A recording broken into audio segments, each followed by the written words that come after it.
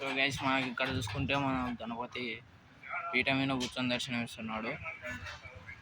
అటుపక్క ఇటుపక్క దిండు రావడం జరిగింది మనకు. సెకండ్ వీడియో అనమాట ఈ షెడ్లో. ఇక్కడ చూసుకుంటే మూషికుడు, చూసుకుంటే మనకు గణేశుడు వచ్చేసి ఒక 5 to 4 feet ఉంటాడు గైస్. నేనేం కరెక్ట్గా చెప్పలేను, నా ఎక్స్పెక్టేషన్తో చెప్తున్నా గైస్. ఇక్కడ చూసుకుంటే మనకు గణేశుడు నంది మీద కూర్చొని దర్శనం ఇస్తున్నట్టు. ఇటు పక్క అలాగే రెక్కలు కూడా రావడం జరిగింది మనకు.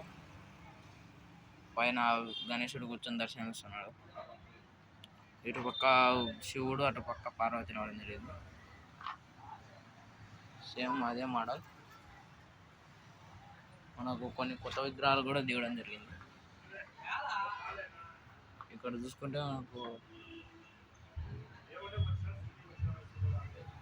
గణేశుడు వచ్చేసి కూర్చొని పీఠ మీద కూర్చొని దర్శనం ఇస్తున్నాడు. పైన శివుడు, ఇటు పక్క కృష్ణుడు, రాధాదేవి రావడం జరిగింది. బ్యాక్గ్రౌండ్లో శివుడు 6 చేతులతో దర్శనమిస్తున్నాడు.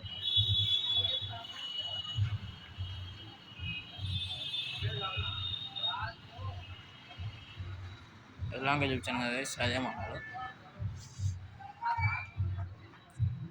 ఇక్కడ చూసుకుంటే మనకు విఘ్నేశ్వరుడు గద పట్టుకొని నిలబడి దర్శనమిస్తున్నాడు. అటు పక్క పరశురాముడు రావడం జరిగింది. ఇటు పక్క కింద ఇక్కడ ఏనుగు రావడం జరిగింది.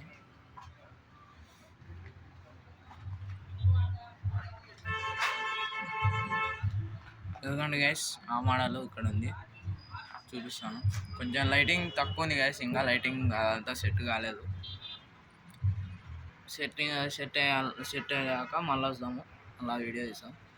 ప్రతి సండే రోజు వస్తాయి గైస్ వీడియోస్.